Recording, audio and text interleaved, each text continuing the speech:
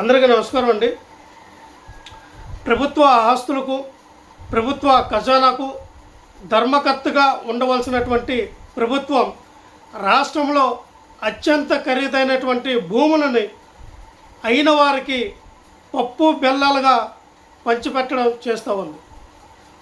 ఎటువంటి వేలంపాటి కానీ, ఎటువంటి టెండర్లు కానీ లేకుండానే విశాఖపట్నంలో ఉన్నటువంటి భూముల్ని, విజయవాడలో ఉన్నటువంటి భూముల్ని, అత్యంత ఖరీదైనటువంటి భూముల్ని లూలు మాల్కి ఇవ్వడం జరిగింది. విశాఖలో వాల్తేరు హార్బర్ పక్కన మరి ఆర్కే బీచ్ ఎదురుగా ఉన్నటువంటి 13 ఎకరాల 74 సెంట్ల భూమిని 99 సంవత్సరాలకి లీజుకి ఇవ్వడం జరిగింది.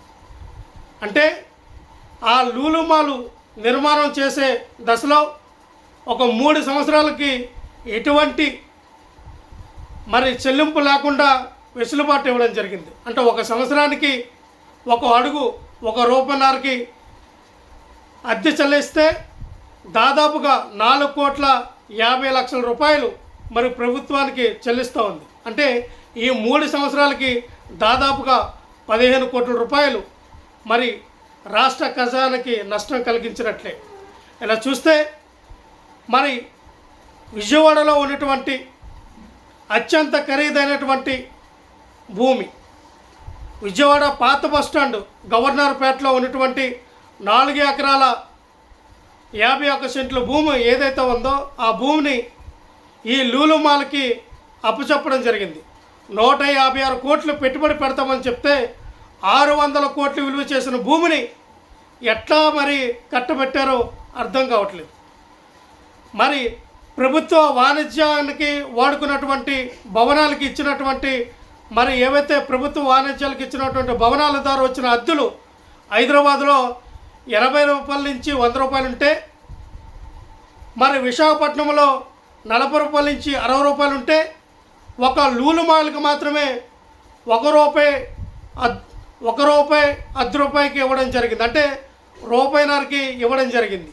దీనిపైన ఈ రాష్ట్ర ప్రభుత్వానికి లూలు మాలు సంస్థ పైన ఈ రాష్ట్ర ప్రభుత్వానికి అంత ప్రేమ ఎందుకు వచ్చింది? లోపల ఏమైనా కమిషన్లు దండుకొని బయటకు ₹1.5కే ఇస్తున్నామని చెప్పి రహస్య ఒప్పందాలు ఏమైనా జరిగినాయి అనేది ఈ రాష్ట్ర ప్రజలకు తెలియపరచాలి.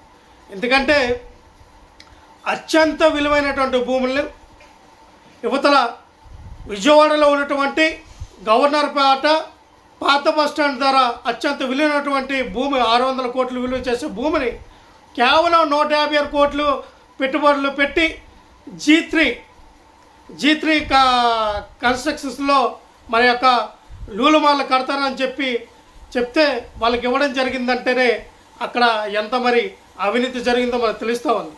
ఇటు విజయవాడలో ఇటు విశాఖపట్నంలో భూములు లూలు మాల్కి అత్యంత ఖరీదైనటువంటి భూములు ఇవ్వడం అంట అంతరం ఏమిటో ఈ రాష్ట్ర ప్రజలకి తెలియపరచాల్సిన బాధ్యత ఎంతైనా ఈ రాష్ట్ర ప్రభుత్వానికి ఉంది.